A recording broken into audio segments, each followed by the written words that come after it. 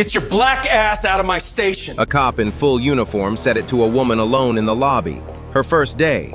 She stayed calm. I have a meeting here. A meeting? The stray dog says it owns the house. I have every right to be here. That killed the laugh.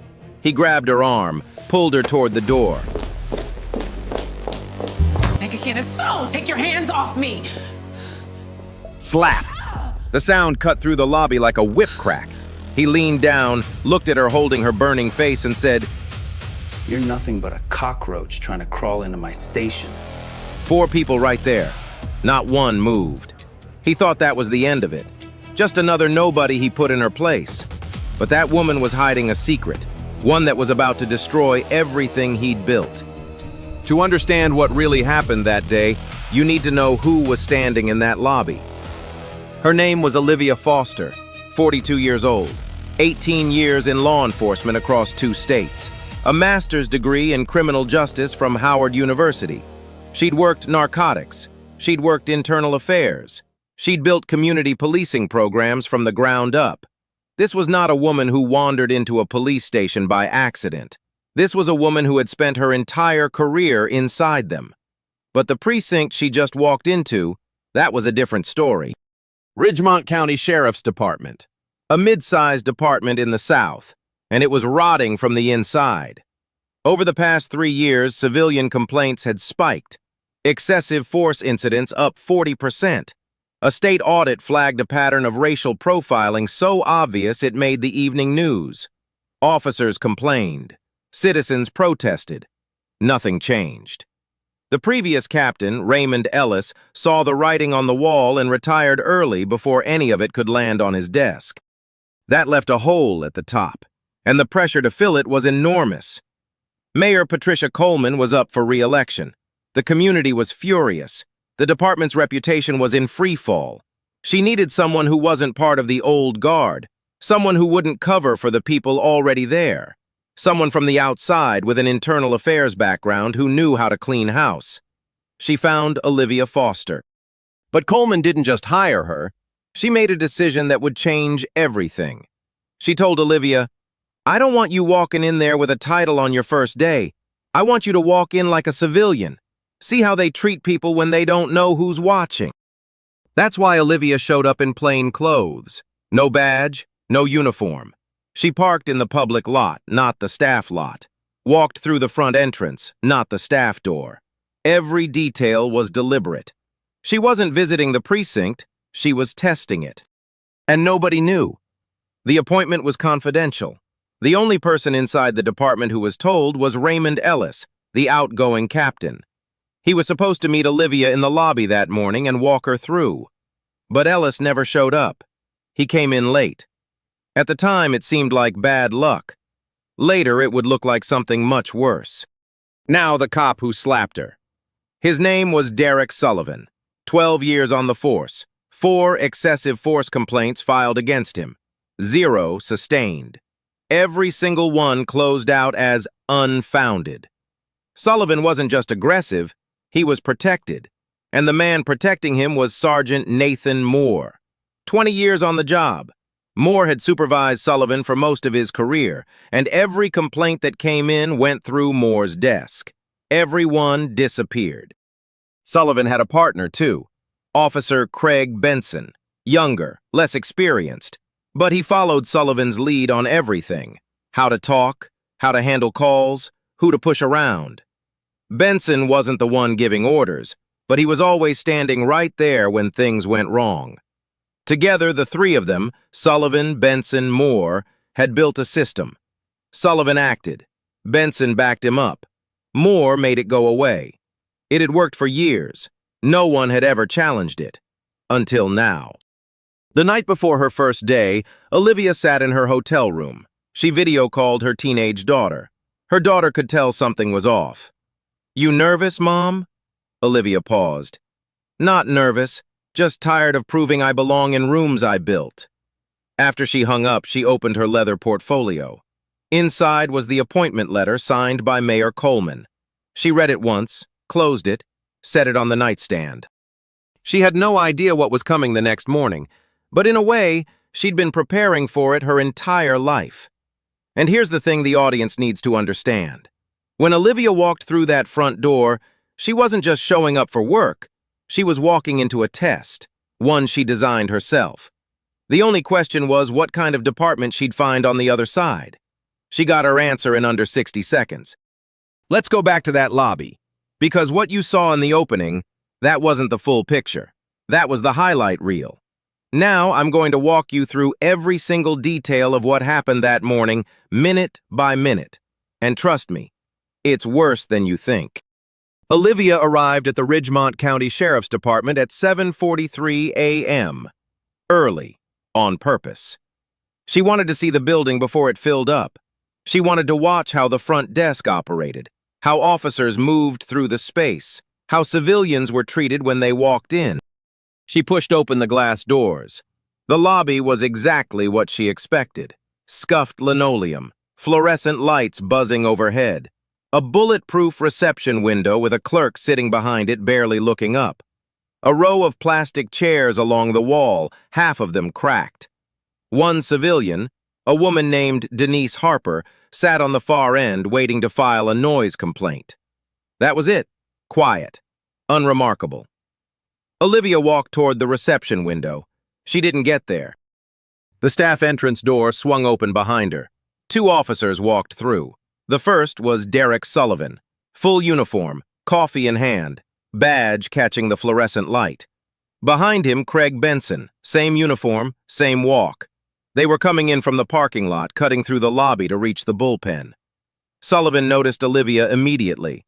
A black woman in plain clothes, no badge, no lanyard, standing in the middle of his lobby like she had somewhere to be.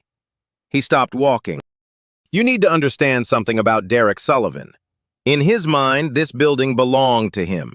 Not legally, not officially, but in every way that mattered to a man like him. He decided who was welcome.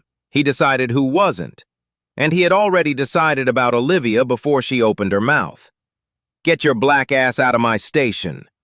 He said it the way someone tells a dog to get off the couch. Casual, automatic, like he'd said it 100 times before.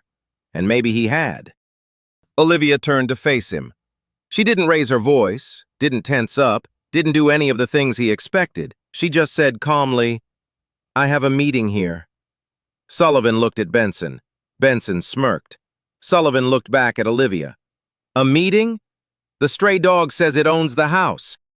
Behind the reception window, the clerk, a woman named Carol who had worked that desk for 9 years, watched the whole thing. She didn't press the panic button, didn't pick up the phone, didn't say a word, because she had seen Sullivan do this before. Not this bad, but she'd seen it, and she knew that saying something would only make things worse for her. Denise Harper, the civilian on the bench, shifted in her seat. She reached into her purse, slowly, quietly, and pulled out her phone. She didn't hold it up like a camera. She just set it on her lap, screen facing outward, and pressed record. She didn't know why exactly. Instinct. A feeling that someone should be paying attention even if no one else was. Olivia held her ground. I have every right to be here. That was the moment everything shifted. It wasn't the words, it was the refusal. Sullivan was used to people backing down, used to civilians dropping their eyes, mumbling an apology, shuffling toward the exit. That's how this was supposed to go. That's how it always went. But Olivia didn't move, and she didn't look away. Sullivan's face changed. The smirk disappeared. Something harder took its place. He stepped toward her. Close. Too close. The kind of close that isn't about talking. It's about making someone feel small. He grabbed her arm, not gently, not like a guide, like a man moving something he didn't want in his space. He pulled her toward the front door. She yanked her arm back. Take your hands off me! Slap! The sound cut through the lobby like a whip crack. His open palm across her face, full force, deliberate. The kind of hit that isn't about control, it's about punishment. He leaned down, looked at her holding her burning face and said, You're nothing but a cockroach trying to crawl into my station. Denise Harper's phone caught everything. The audio picked up the slap. It picked up the words. And it picked up something else. something Sullivan muttered right before he hit her, under his breath, low enough that the lobby security camera wouldn't catch it. But Denise's phone was closer, and what it recorded was a racial slur. A single word that would later change the entire trajectory of this case. Olivia staggered one step, just one. Then she straightened up, pressed her hand to her cheek, and looked Sullivan dead in the eyes. She didn't say a word. She didn't need to. 3 seconds. That's how long she held his gaze. 3 full seconds of silence. Then she turned, walked across the lobby, pushed through the glass doors, and left. Sullivan watched her go. He took a sip of his coffee. Then he turned to Benson and said, "Let's go." That was it. That was the entire event from Sullivan's perspective. A minor inconvenience. A nobody who wandered in and got handled. He didn't file a report. He didn't mention it to his sergeant. He just walked into the bullpen like it was any other Tuesday. And here's the part that makes it worse. When Sullivan got to the bullpen, he told the story, loudly, to anyone who would listen. 3 officers at their desks, a detective grabbing coffee. He said, "Some woman wandered in this morning, probably looking for the welfare office. Had to show her the door." Benson added, "She had attitude, too, like she owned the place." Laughter. Easy, comfortable laughter. The kind that comes from a room where everyone agrees and no one questions anything. One person in that room didn't laugh. Officer Tanya Williams, a black woman, 6 years on the force. She sat at her desk, eyes down, jaw tight. She'd heard stories like this before. She'd seen things like this before. And every single time she'd done the same thing. Nothing. Because speaking up in this department didn't get you heard. It got you targeted. But this time something was different. She didn't know what yet. She just felt it. A shift in the air. Like something was about to break. Meanwhile, in the parking lot, Olivia sat in her car. Alone. Hands on the steering wheel. She looked at herself in the rearview mirror. The left side of her face was red, already starting to swell. She didn't cry. She opened her phone, took a photo of her face. Then she opened the leather portfolio on the passenger seat, pulled out a pen, and wrote down everything. The time, the badge number she memorized, the exact words he used, the names on the uniforms she saw. Every detail, clinical, precise, like she'd done it 100 times before. Because she had. This was internal affairs work, and Olivia Foster had just become her own first case. She picked up the phone and dialed one number. It rang twice. "Patricia, I've seen enough." That was all she said, 6 words. Then she hung up. The mayor had told her to observe for 24 hours. Olivia didn't need 24 hours. She didn't even need 1. But here's the question you should be asking right now. Olivia told the mayor she'd seen enough. The announcement was supposed to be confidential for 24 hours. So what happens when she moves it up? What happens when that entire department finds out who she really is? Olivia didn't go home. She went back to her hotel room and got to work. First, she locked the door. Then she went to the bathroom mirror and photographed her face from 3 angles. The swelling was worse now. The left side of her cheek had gone from red to a deep, angry purple. She documented everything. The time each photo was taken, the lighting, the distance. She wasn't processing trauma. She was building a case file. She sat at the desk and opened her portfolio, pulled out a clean sheet of paper and wrote a formal incident report. Officer's badge number. His name, she'd read it off his uniform, Sullivan. The time of the encounter, the exact sequence of events, every word she could remember, every word he said. She wrote it all down in the flat, factual language of someone who had written hundreds of these reports for other people. This time, she was writing it for herself. Then she called Mayor Coleman back. Coleman picked up on the first ring. She was already angry. Olivia could hear it in her breathing before she even spoke. "Tell me everything." Olivia told her. No emotion, no editorializing, just the facts. What was said, what was done, who was present, how many witnesses. When she got to the slap, Coleman went quiet for a long time. "I'll have him removed by the end of the day." "No!" Olivia said it fast, firm. "Patricia, don't react yet. This is exactly what you hired me to find, and I found it in 60 seconds. If you pull him now, it looks political. We do this the right way." "Then what do you want?" "Move up the announcement. Tomorrow morning, full department assembly, 8 a.m. I want every officer in that building in one room." Coleman agreed. She didn't like waiting, but she trusted Olivia. That's why she hired her. Now, while Olivia was building her case in a hotel room, let's talk about what was happening back at the precinct. Because the answer is nothing. Absolutely nothing. No incident report was filed. Sullivan didn't write one. Benson didn't write one. The clerk behind the window, Carol, didn't write one either. In the official record of the Ridgemont County Sheriff's Department, that morning in the lobby simply didn't happen. And it would have stayed that way, because the lobby security camera was on a 48-hour auto-overwrite loop. In 2 days, the footage would be gone, erased, written over by 48 hours of empty hallways and officers walking through doors. Sergeant Nathan Moore knew this. He'd known it for years. That overwrite policy wasn't a flaw in the system, it was a feature, and Moore had used it before. That evening, Officer Tanya Williams did something she'd never done before. She logged into the department's incident database and searched for any report filed that day involving the lobby. She scrolled through every entry, found nothing, not a single line. She took a screenshot of the empty log, saved it to her personal phone. She didn't know what she was going to do with it, but she knew she wanted proof that the silence was deliberate. Then she sat in her patrol car after shift and called a friend, another black officer in a neighboring county. "It happened again today, right in front of everybody, and I just sat there." Her friend asked what she was going to do. "I don't know, but I can't keep watching this."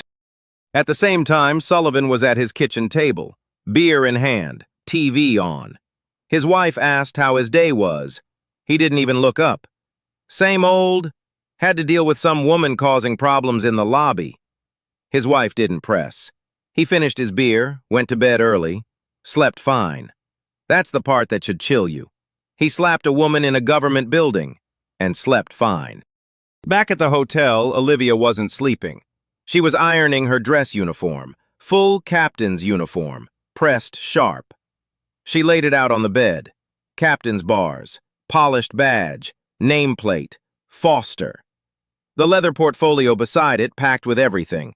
Appointment letter, incident notes, photographs. She called her daughter one last time. "Mom, did something happen?" Olivia paused. Then, "Something happened. But tomorrow something bigger is going to happen."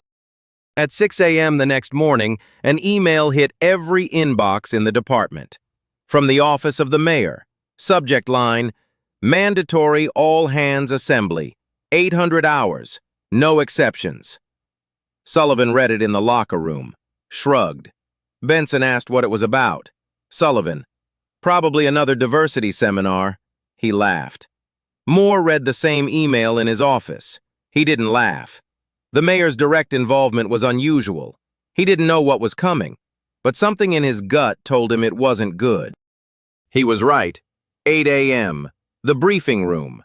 60 officers, detectives, and staff packed into rows of metal chairs. The room smelled like bad coffee and dry erase markers. Conversations bounced off the cinder block walls. Low, casual, bored. Nobody wanted to be there. Monday morning mandatory meetings were never good news. Budget cuts, policy updates, another lecture from someone downtown who'd never worked a patrol shift in their life. Sullivan sat in the third row, Benson next to him. Both relaxed, legs stretched out. Sullivan had his arms crossed, leaning back like a man who owned his chair. He looked around the room, nodded at a few guys, made a joke about overtime. Benson laughed. Moore stood near the back wall, arms folded, face flat. He hadn't sat down, hadn't talked to anyone. He just stood there, watching the door. Tanya Williams sat on the far side alone. She had her hands in her lap. She didn't know what this was about either, but she hadn't slept much. The screenshot was still on her phone. The room buzzed with theories, budget cuts, A new use of force policy. A PR stunt before the next election cycle. Sullivan leaned over to Benson. $10, it's some pencil pusher from the state office. Benson snickered. Then the side door opened. Mayor Patricia Coleman walked in, 2 aides behind her. She wore a dark suit, no smile. She walked straight to the podium at the front of the room, didn't greet anyone, didn't shake hands, just set her folder down and looked out at the room. The conversations died. Not all at once, but row by row, like a wave pulling back from shore. By the time she opened her mouth, the room was silent. "Thank you all for being here. I'll keep this brief." Her voice was steady, official, the voice of someone who had practiced what she was about to say. As you know, Captain Raymond Ellis has retired. This department has been without permanent leadership for the past 3 months. That ends today. A few officers shifted in their chairs. Someone in the back row whispered something. More didn't move. After a thorough national search, I have selected a new captain for this department. This individual brings 18 years of distinguished law enforcement experience across 2 states, including extensive work in internal affairs, narcotics, and community-centered policing. Sullivan was already bored. He was looking at his phone under his armrest. Benson nudged him. Sullivan glanced up, mildly interested. Coleman continued. This department has lost the trust of the community it serves. The complaints are public. The audit findings are public. The reputation of this office is at a critical low. The person I've chosen was selected specifically because they have the experience, the independence, and the backbone to lead this department through what comes next. That got the room's attention. The word backbone hung in the air. A few officers straightened up. Moore's jaw tightened. Coleman paused, looked down at her notes, then looked back up. "Please welcome your new captain, Olivia Foster." A door at the back of the room opened, and Olivia walked in. But this wasn't the woman from the lobby. Not the woman in the plain coat with no badge. Not the woman Sullivan grabbed and slapped and called a cockroach. This was someone else entirely. Full dress uniform, pressed sharp. Captain's bars on her collar catching the light. Polished badge on her chest. Nameplate in clean black letters, Foster. Her posture was straight, her shoulders were back, her face was calm, composed, and completely unreadable. She carried the leather portfolio in her left hand, the same one from the hotel room, the same one she had in the lobby. But now it didn't look like a visitor's folder. It looked like what it was, the paperwork of the woman who was about to run this building. She walked down the center aisle, steady, unhurried. Her shoes clicked on the floor with every step. The room was dead silent. 60 people watching one woman walk to the front of the room, and not a single one of them made a sound. She passed the 3rd row. Sullivan saw her. At first it was just a face, a familiar face. His brain took a second to place it, then another second. Then it hit him, all at once, like a freight train. His mouth opened, just slightly. His hands gripped the armrests. The color drained from his face. Not slowly, not gradually, but all at once, like someone pulled a plug. He looked at Benson. Benson had already gone white. Their eyes met, and in that single look they both understood exactly what had just happened. That was her, the woman from the lobby, the woman he called a stray dog, the woman he slapped, the woman he called a cockroach. She was standing 10 feet away from him in a captain's uniform, walking toward a podium where she would be introduced as his new commanding officer. Sullivan didn't breathe. He couldn't. Olivia reached the podium. She thanked the mayor with a single nod. Then she turned and faced the room. 60 faces staring back at her, some confused, some curious, some, in the 3rd row, absolutely terrified. She didn't smile. She didn't need to. "I'm not here to make friends. I'm here because this department has lost the trust of the people it's supposed to protect. My job is to rebuild that trust, from the inside out." She paused. Let the silence do the work. "I've already seen how some of you operate when you think nobody important is watching." She didn't look at Sullivan. She didn't glance at the third row. She didn't have to. Every single person in that room felt the weight of that sentence, and Sullivan felt it most of all. Starting today, every complaint will be reviewed. Every use of force incident will be documented and investigated. Every interaction in this building, with civilians, with colleagues, with anyone who walks through that front door, will reflect the standards of this badge. She tapped her chest once, right over the badge. I expect professionalism. I expect accountability. And I expect it starting now. She stepped back from the podium. The room didn't applaud. Nobody clapped. The silence was thick enough to choke on, but not everyone was afraid. On the far side of the room, Tanya Williams sat up a little straighter. Her hands had stopped shaking, and for the first time in 6 years, something that looked a lot like hope crossed her face. After the assembly, the room emptied in clusters. Officers filed out in silence, whispering only when they hit the hallway. Olivia walked to her new office, closed the door, set the portfolio on the desk, opened it. Inside, the appointment letter, her handwritten incident notes, the photographs of her swollen face. She placed all three side by side on the desk, picked up the office phone, dialed a number she'd saved before she even arrived in Ridgemont County. James, it's Olivia. I need you to open a formal investigation. I'm sending you everything now.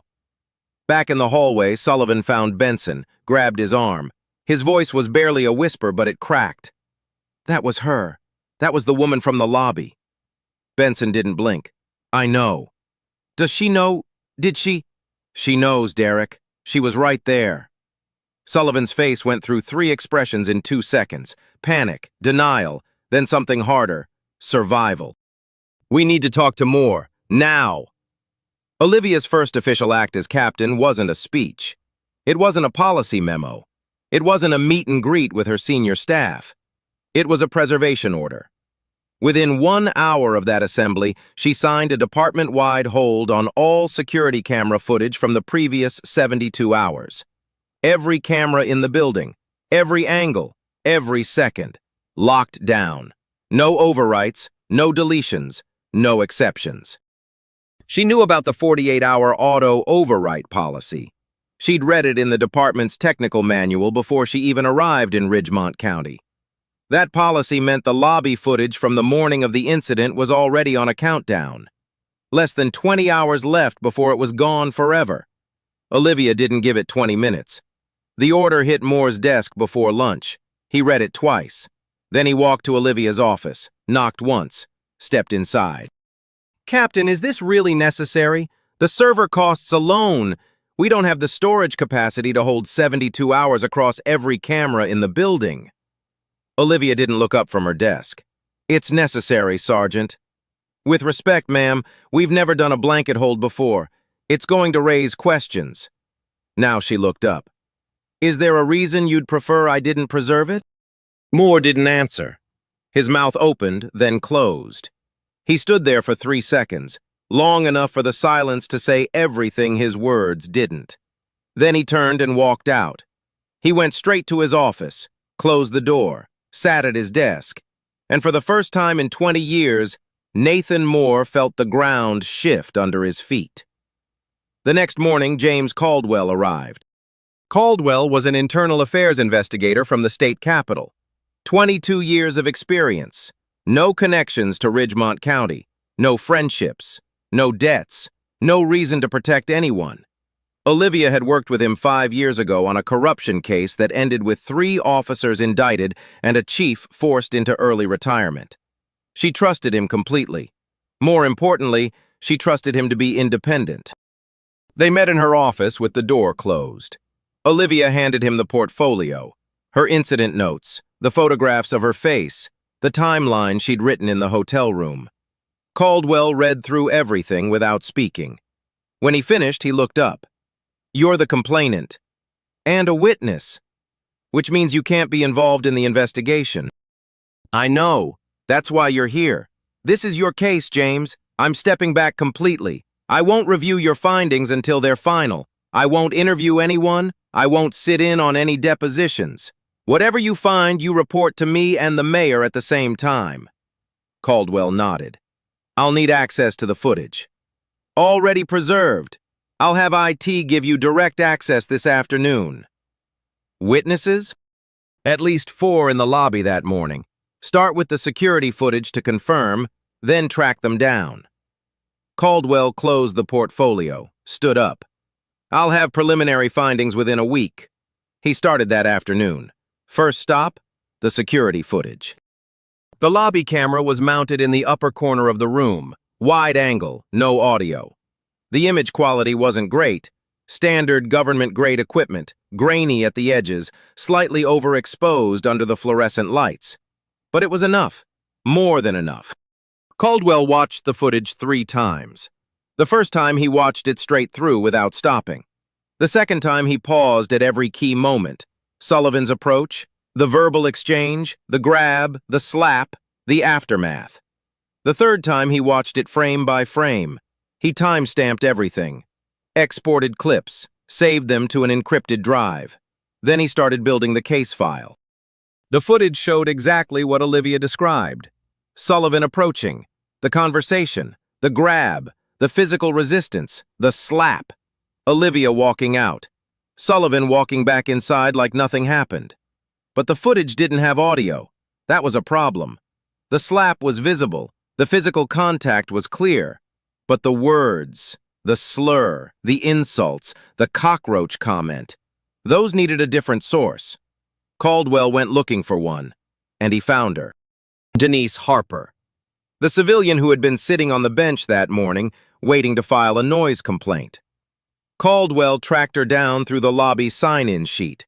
She'd written her name, her phone number, and her reason for visiting. It took him 1 phone call. He visited her at her home. She was nervous, kept looking at the front door like someone might be listening. Caldwell showed her his credentials, explained the investigation was independent, explained that her identity would be protected. She said, "I didn't know if anyone would care." Caldwell said, "I care. That's why I'm here." Then she showed him the video. Denise's phone had been sitting on her lap, screen facing outward, recording from less than 15 feet away. The angle wasn't perfect, slightly low, tilted to the right, but the audio was crystal clear.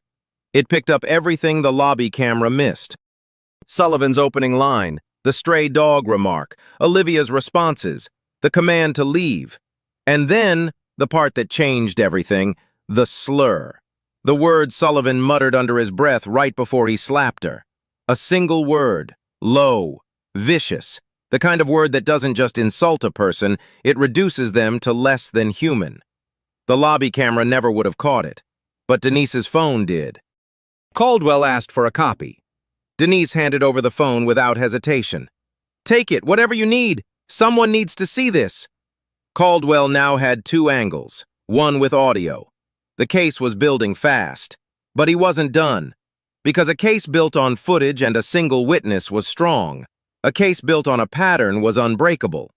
That's when Tanya Williams came forward. She didn't wait to be called. She requested a private meeting with Caldwell through the department's formal channels. She walked into the interview room, sat down, took a breath, and then she started talking. "I've been here 6 years. I've seen Sullivan do this at least 4 times. Not always physical. Sometimes it's words. Sometimes it's how he handles calls in certain neighborhoods. The way he talks to black residents. The way he decides who's suspicious and who isn't. But the lobby thing, that was the worst I've seen." She pulled out her phone, showed him the screenshot of the empty incident database. The search she'd run the evening after the incident. 0 results. No report. No record. Nothing. "I took this because I knew it would disappear. It always disappears." She gave him names, dates, approximate details of prior incidents she'd witnessed or heard about. She told him about the culture, how complaints were handled, how Moore's desk was where accountability went to die, how officers who spoke up got frozen out of good shifts and good assignments. When she was done, Caldwell asked her one question. "Why now?" Tanya didn't hesitate. "Because someone finally walked into this building who might actually do something about it." Caldwell moved to Sullivan next. The formal interview took place in a closed room. Sullivan arrived with Glenn Dawson, the police union representative. Dawson was experienced. He'd coached Sullivan before the interview. Deny everything, minimize everything, redirect everything. Sullivan started strong, calm, rehearsed. I was following standard protocol for an unidentified individual in a restricted area. She refused to identify herself. She refused to leave. I used the minimum force necessary to escort her to the exit. Caldwell let him talk. Let him build his version. Then he played the lobby camera footage. Sullivan watched himself on screen, didn't flinch. Like I said, minimum necessary force. Protocol includes striking a civilian? I was guiding her toward the exit. Any contact was incidental. Incidental. Caldwell repeated the word like he was tasting something rotten. Then he played the phone video, with audio. The room went quiet. Sullivan heard his own voice, the insults, the stray dog line, the cockroach comment, then the slur, then the slap. The sound of it was different on Denise's recording, closer, sharper. You could hear skin hitting skin. Sullivan's face didn't move, but his hands did. They gripped the edge of the table. His knuckles went white. Dawson leaned over and whispered something in his ear.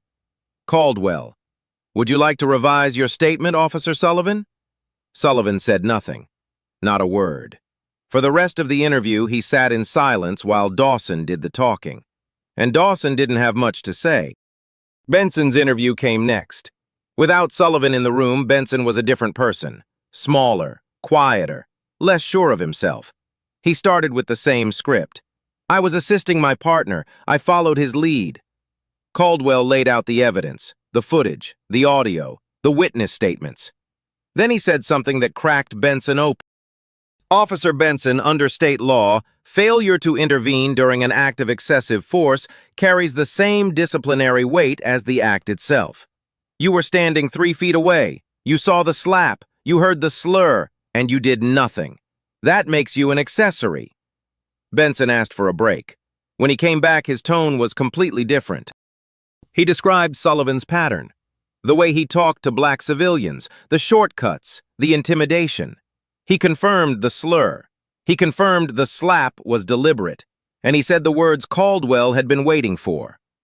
I didn't stop him. I should have stopped him. Caldwell noted the statement, moved on. The last piece was Moore. Caldwell pulled Moore's supervisory records going back 5 years. What he found was a pattern so clean it almost looked intentional. Every single complaint against Sullivan, all 4 of them, had been routed through Moore's desk.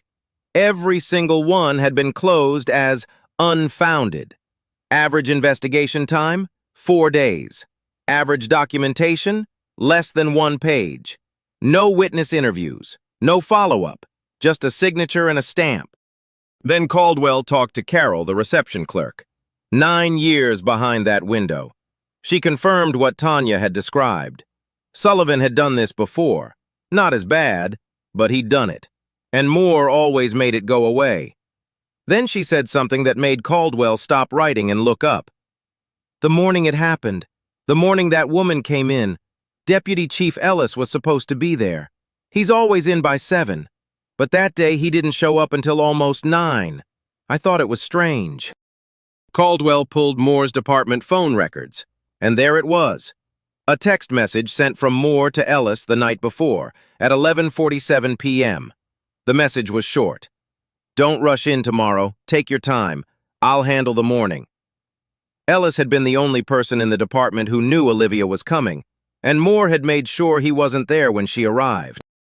Caldwell couldn't prove Moore knew exactly who Olivia was, but he could prove Moore deliberately kept the one person who could have identified her away from the building during her arrival. Whether that was sabotage or coincidence, the text message made the answer pretty clear. The investigation was complete. Caldwell compiled his findings into a single report. Sullivan, sustained findings of excessive force, racial discrimination, conduct unworthy of an officer, and failure to report. Benson, sustained findings of failure to intervene, with mitigating cooperation noted. More. Sustained findings of supervisory misconduct, pattern of complaint suppression, and deliberate interference with department operations. The report was delivered to Olivia and Mayor Coleman at the same time. Olivia read it in her office, alone. She closed the portfolio one last time. Then she picked up the phone. The disciplinary hearing was held on a Thursday morning, 9 days after the slap. No cameras, no press, no audience. Just a closed room on the second floor of the Ridgemont County Sheriff's Department. A long table at the front, chairs arranged in rows. The kind of room where careers end quietly. Olivia sat at the head of the table, not as a witness, not as a victim, as the captain, the ranking officer of the department, the person with the authority to decide what happened next. Mayor Coleman sat to her right. Caldwell sat to her left, the investigation file open in front of him. Glenn Dawson, the union representative, sat in the front row with a legal pad and a tight jaw. Sullivan was brought in first. He walked in wearing his uniform for the last time, though he didn't know it yet. He sat down across from Caldwell. His face was blank, not calm, empty. The face of a man who had spent 9 days watching the walls close in and had finally run out of room. Caldwell presented the findings, methodical, unhurried. He played the footage one final time, both angles. The lobby camera, the phone video, the audio filled the room. Sullivan's voice, the insults, the slur, the slap, that sharp cracking sound that seemed even louder in this small, quiet room than it had in the lobby. Sullivan's attorney argued for suspension with mandatory counseling. He used words like isolated incident and years of dedicated service and opportunity for rehabilitation. The words landed on the table like dead weight. Nobody picked them up. Olivia let the attorney finish. Then she spoke.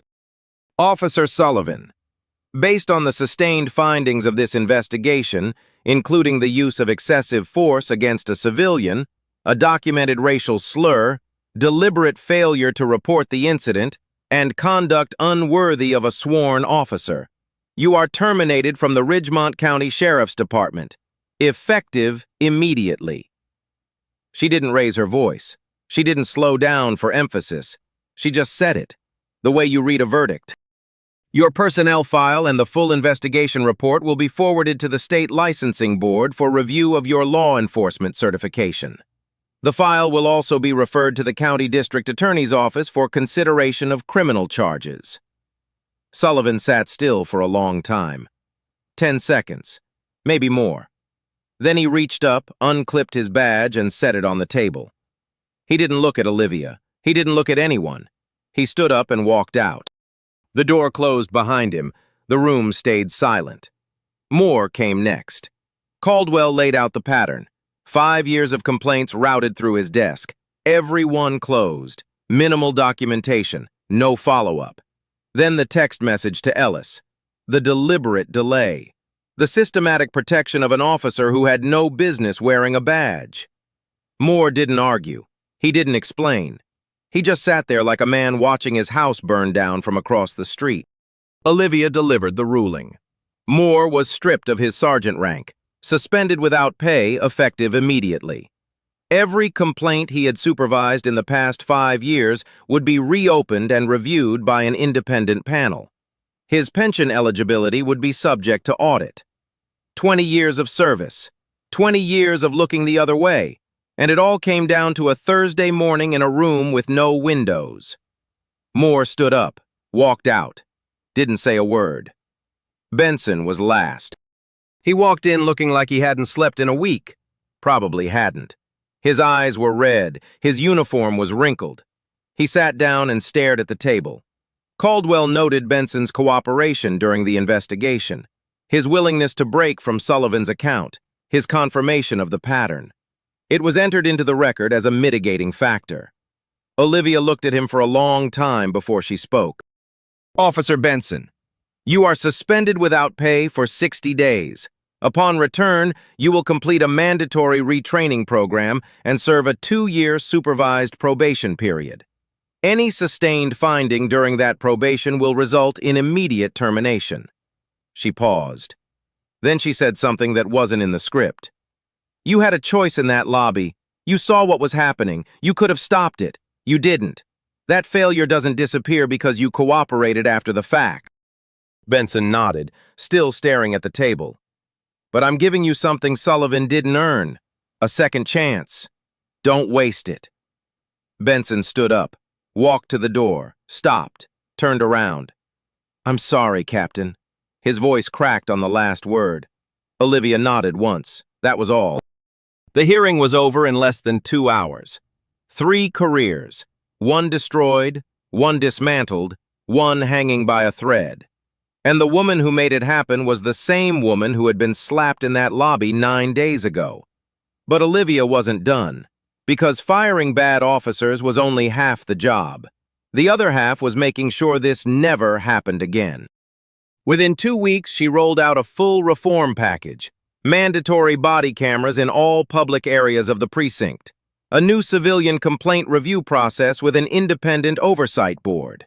Revised use of force protocols that required documentation within 1 hour of any physical contact. Bias training led by external facilitators, not internal staff. And a mentorship program pairing veteran officers with community liaisons. The State Oversight Board, which had been monitoring Ridgemont County since the audit, noted the changes in its next quarterly report. For the first time in 3 years, the report didn't use the word deficient. Complaints didn't stop. They never stop. But the nature of them changed. Fewer about force, more about process. That was progress. Small, slow, unglamorous progress, but real. Denise Harper, the woman on the bench with the phone, received a formal letter from the department, an apology for what she witnessed, a thank you for her cooperation. She pinned it to her refrigerator, told her neighbor, I almost didn't say anything. I'm glad I did. 6 months later, the Ridgemont County Sheriff's Department looked like the same building, same scuffed linoleum, same fluorescent lights, same bulletproof reception window. But it didn't feel the same. There was a civilian liaison desk near the front entrance now, a feedback box on the wall, a posted code of conduct. Officers greeted people when they walked in, not because they were told to, because ignoring someone felt wrong now. It wasn't perfect. Some officers resented Olivia, some transferred out, but the ones who stayed were starting to trust her. She walked through the precinct every morning, knew names, asked about families, reviewed complaints not to bury them, to follow up. One afternoon, a junior officer knocked on her door and asked for advice on handling a domestic call in a neighborhood he'd never worked. A year ago, he would have asked Sullivan. Now, he was asking her. That was the change. Not headlines, not awards, just a kid in uniform knocking on the right door. Tanya Williams got promoted to sergeant. She stood in the same briefing room where Olivia had been introduced. Olivia pinned the insignia on her collar herself. Tanya said quietly, I spent 6 years being afraid to speak. I don't want anyone else in this department to feel that way. Olivia said, then make sure they don't. End of a long day. Olivia sat in her office, opened the leather portfolio. The appointment letter was still inside. Next to it, something new, a framed photo. Her and her daughter at a community barbecue the department hosted. Civilians and officers, laughing, not performing, just existing in the same space without fear. She closed the portfolio, put on her coat, walked out through the front entrance, the same door she'd been shoved through 6 months ago. She stopped for a second, looked at the lobby, at the bench where Denise had been sitting, at the spot where Sullivan grabbed her arm. She didn't feel anger, didn't feel triumph. She felt something quieter, something like proof. Proof that the worst day of her career had become the first day of something better. She pushed the door open and walked into the evening air. Have you ever been judged before anyone gave you a chance to speak? Have you ever watched something wrong happen and wished you'd said something? Tell me in the comments. If this story stuck with you, like, share, subscribe. I'll see you in the next one. 60 seconds. That's all Olivia needed to see the truth. She got slapped and didn't flinch, went back to her hotel, picked up a pen, and turned that bruise into a case life. A woman who learned to turn pain into power. But here's what really changed that department. It wasn't Olivia's badge. It wasn't her title. It was Tanya Williams. 6 years of silence, finally walking into that room and saying enough. It was Denise Harper, a civilian, on a bench, quietly pressing record because she believed someone should be watching. One person at the top opened the door, but the people who walked through it, they're the ones who burned the old system down. That's the truth nobody wants to hear. Justice doesn't come from one hero. It comes from ordinary people choosing courage over comfort. So ask yourself, when you stay silent, who are you really protecting? The person being hurt or the person doing the hurting? And if the door opened tomorrow, would you walk through it? Tell me in the comments. Like, share, and subscribe if this